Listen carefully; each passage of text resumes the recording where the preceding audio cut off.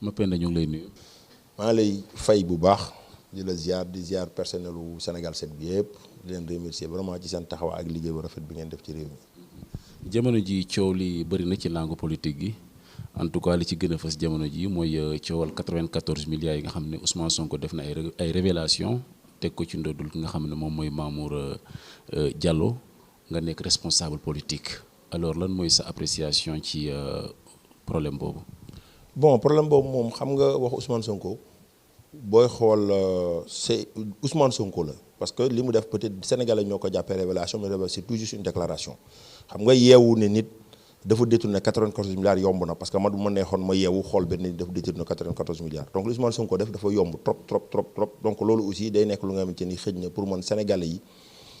ñoo amul matière rek bëgg a jël loolu def ko actualité tudd actualité loolu laa jàpp ci coowu 94 milliards yooyu léegi nag yàlla suñu borom dimbali ñu ba aujourd'hui 94 milliards yooyu mu doon jiñ nit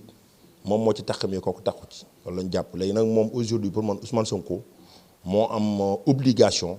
taxaw ak Sénégal yi pour leeral li nga xam te ni ñu ko koy jiñ 94 milliards yooyu parce que man li ma jàpp ci cursus politique am mooy fake news la fa exister waaw nit la bu nga xamante ni jàpp naa ne ba muy départ ba tey musta wax dëgg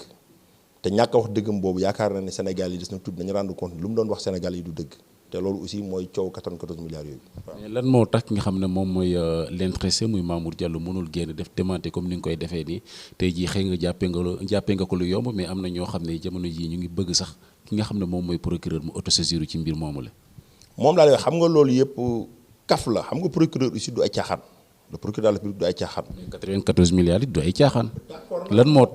tax ki nga xam ne moom mooy l'intéressé mënu ci wax ba léegi lu leer. fa laay jëm xam nga procureur du ay caaxaan du c'est pas sur la simple base de déclaration le procureur de autosaisir parce que bu doon loolu procureur day ut lal bureau te du fa di nelaw dootu fa génn parce que boobaa ku mu neex nga yow def déclaration bu neex ñu ne procureur de autosaisirul donc loolu mooy benn. deuxième jour aussi Mamour Diallo responsable la xam nga Sénégal dañoo dem ba aujourd'hui li doy waar Sénégal mooy sàcc yi duñu leen saaga non gor ñi la ñuy saaga sàcc yi duñu leen saaga. aujourd'hui boo demee ba Sénégal Karim Wade li mu def yëpp Sénégal ñu fekkee ko ñun moom ak papaam ñuy dund mu wóor ñu di papaam ñàkkee Sénégal Karim bu doxoon Sénégal ci mbeddu Dakar yi dañ koy tër rendi ko aujourd'hui ñu bu ko def une star sur le plan politique parce que jàpp na ñu ko bëgg liquider te ñëpp xam nañ li mu def Khalifa Sall def li mu def reconnaître ko boppam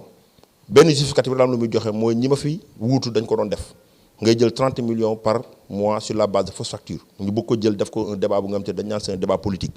Ousmane Sonko tey Mamour Diallo li mu doon def mooy topp ko ci yoon suñ toppoon Ousmane Sonko ci yoon loolu doon ut. mais lan moo tax Mamour ci boppam mënu ko topp ci yoon. moom laa lay wax loolu la Ousmane Sonko doon ut pour mën a victimiser wu. parce que carrière politique am yëpp ci victimisation ak fen la ko teg boo ko yóbbu woon tey Mamour Diallo yóbbu ko ci procureur ñu convoqué ko Sénégal gépp xëy mobiliser wu ne Macky veut liquider un autre candidat fa lañ koy jàpp duñ ci yokk leneen duñ ko may loolu dañ koy duma élection yi ba pare ñu soog a lijjanti dossier boobu c'est un dossier bu nga xam dañ koy lijjanti ba mu leer. Mamour Diallo nit la bu nekk Sénégal di gor am fi jabar am fi doom am fi njaboot aujourd'hui les Sénégalais vérité bi mi ngi feeñ ñëpp xam nañu Mamour Diallo ne mêlé à rien du tout par rapport à ce dossier. lu tax nga wax loolu. amul dossier bu ñu fayagul 94 milliards yi nga xamante ne fayagu ko noo ko mën détourner Sénégal yëpp xam nañ 94 milliards ba tey fayaguñ ko mais lu ñu fayagul noo ko mën détourner mais nag coow loolu boo ko jëloon ñu ne dañ dem Ousmane Sonko ci justice Sénégalais yi am na ci ñu mal na ñu nga xamante ne dootuñu jàpp ne Ousmane Sonko li mu wax li ñuy jàpp mooy Macky Sall daf ko bëgg liquider duñ ko may prétexte boobu loolu lañ ko dul may dañuy dem élection duma ko ba pare Mamour Diallo soog ko woo tribunal mu wax li mu wax Mamour Diallo ci lan la ko teg. est-ce que loolu du fekk mu weesu parce que jamono ji moom saisir na institution yu bëri li ci mel ni OFNAC mu mel ni OFNAC rek moo ci antu loolu est-ce que du day digal ne président de la République am na ay dossiers yoo xam ne li ci mel ni dossier bi moo ci tëg ku dem comme ni ñu koy waxee. non mais ce n'est pas un dossier c'est une déclaration xam nga dossier bokk li ma la wax du dossier déclaration la déclaration mën naa ko. dañ koy minimiser wala. non du c'est déclaration la man su ma yee woon Ousmane Sonko détourné 100 milliards. dama naan OFNAC ak procureur dem nañ ngeen saisir ko man mënoon naa génn fii ngeen li ngeen ma wax nii mënoon naa toog fii def déclaration jël un dossier ne Ousmane Sonko détourné nga 100 milliards ci tel dossier léegi dañuy yeewu ñu ne OFNAC ak procureur dem leen ngeen seet Ousmane Sonko parce que Mapenda toog na nee na Ousmane Sonko jël na 100 milliards c'est pas un dossier c'est une simple déclaration que les gens vont régler Ousmane Sonko problème bi mooy fen dégg nga dama la ci fen la construire sa carrière politique fen boobu muy construire sa carrière politique moom moo bëgg a daaneel li mu fi teg yëpp dama lay jox benn exemple bu ndaw ci Ousmane Sonko pour wax la personnalité de l'individu Ousmane Sonko moo fi ñëw Sénégal def exercice bu nga moo ko defal boppam moom moo bindi benn livre dajale presse bi ak Sénégal yëpp jël benn télévision fay def ko en direct Pape Cheikh Sylla bi doon présenté émission bi ne émission bi chronogramme bi 3 points la le premier point c'est l'homme Ousmane Sonko mooy lu nit bëgg a xam ci Ousmane Sonko na nga ko laaj. Le deuxième point c'est le livre. Le troisième point mooy la vie politique de Pastef. Le premier point bi ko ci journaliste posé question muy Cheikh Yérim Seck daf ko frustré parce que daf ni pour man maay le premier sénégalais le premier homme politique sénégalais bi ñu posé cette question là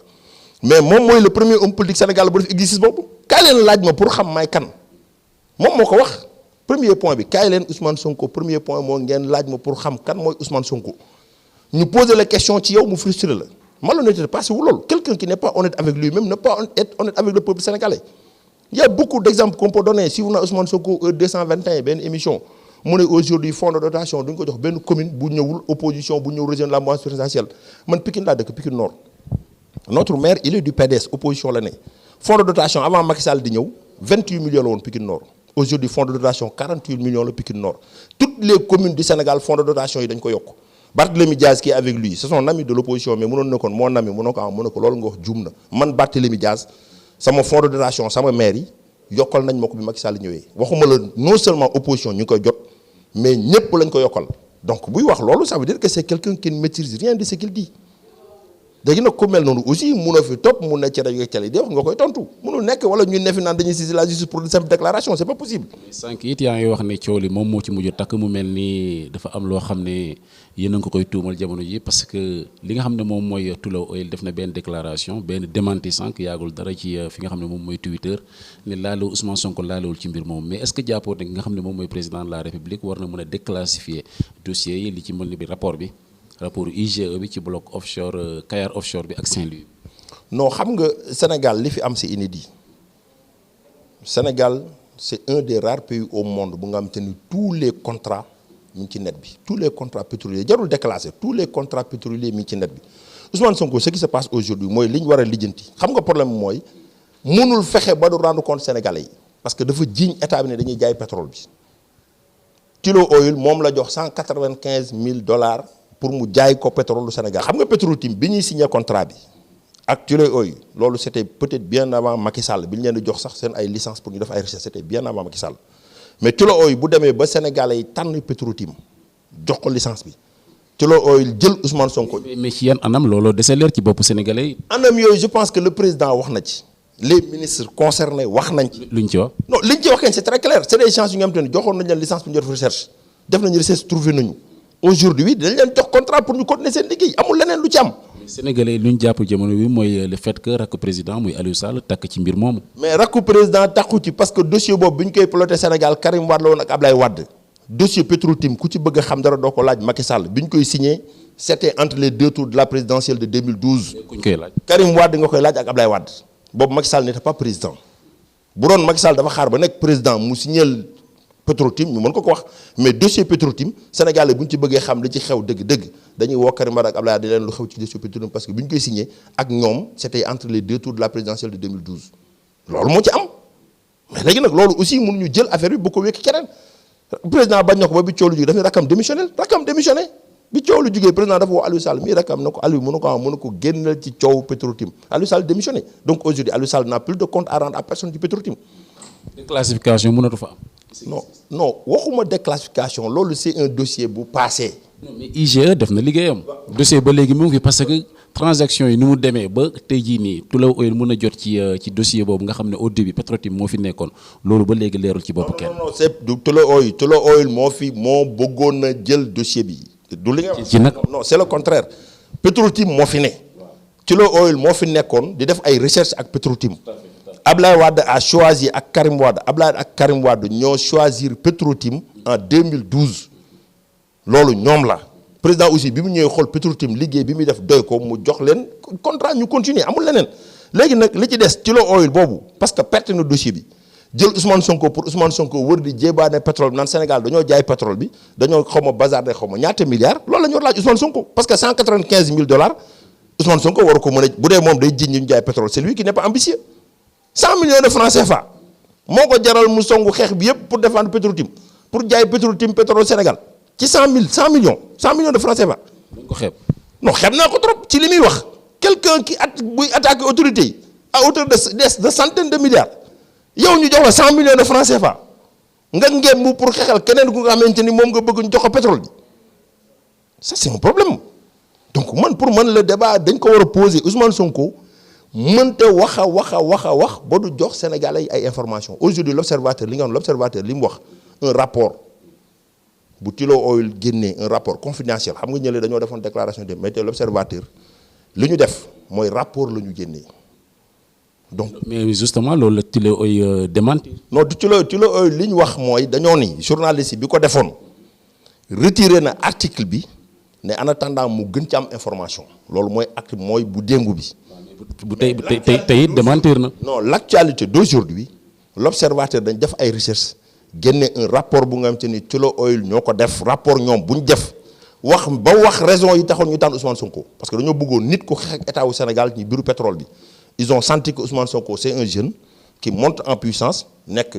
dans l'opposition ñoo nañ ko jàppale pour mu jébaane pétrole bi c'est ça ñoom ñoo ko bind ci seen rapport bind nañ ba bind raison yi tax ñu jël Ousmane Sonko pour jox ko 100 millions de francs CFA pour mu wër di wax pétrole loolu que je pense c'est suffisamment clair. mais c'est le même Tullow Oil boobu ngay wax noonu moom moo def benn sortie ci tey jii ni laa la wax de tey ci Twitter bi ne joxuñu ko benn franc CFA. yow déggal ma dama ne la c'est un rapport la l'observateur publié un rapport waxuma ay Twitter un rapport l'observateur un rapport le publié.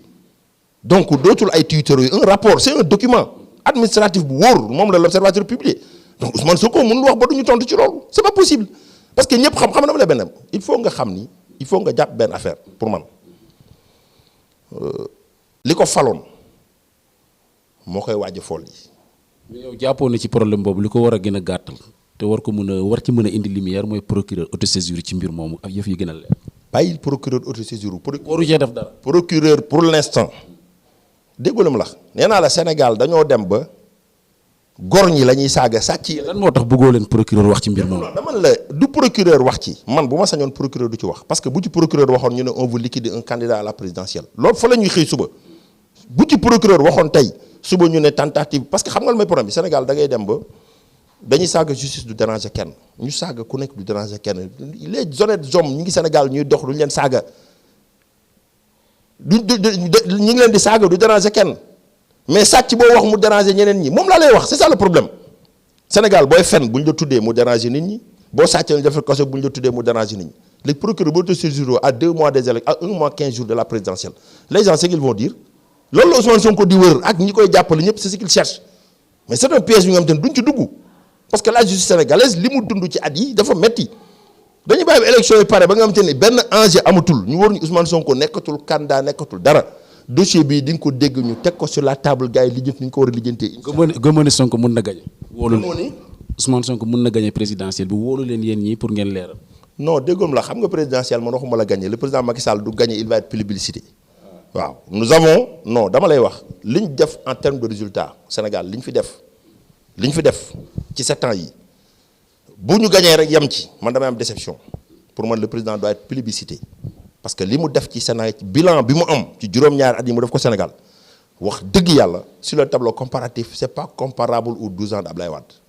ñun li ñu def li Ablaye def en 12 ans li ñu def li Ablaye def matu ko asaka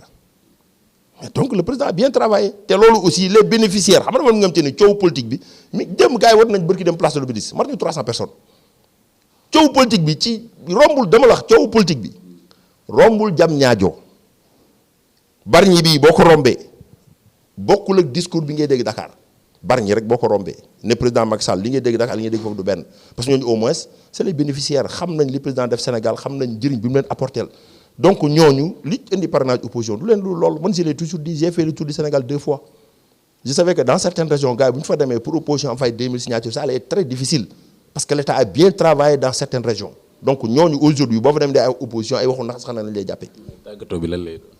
tàggatoo bi moom vraiment je voudrais au moins avant may dem aussi souligner benn fait parce que y a un certain Birahim Seck bu nga xamante ni wax dëgg yàlla mënu ma wax tey te du ma ko tontu parce que dama jàpp ni naafiq la. naafiq ci naka. naafiq bu mag mooy Birahim Seck non c'est un opposant c'est pas quelqu'un de la société civile c'est quelqu'un qui fait de la politique. encagoulé nit ñi aussi xam la may problème Sénégal les gens ne sont pas courageux Birahim Seck dafa courageux wul dafa war a nekk góor def yëfu góor buy politique mu ñëw taxaw ci langue politique bi nekk opposant parce que opposant la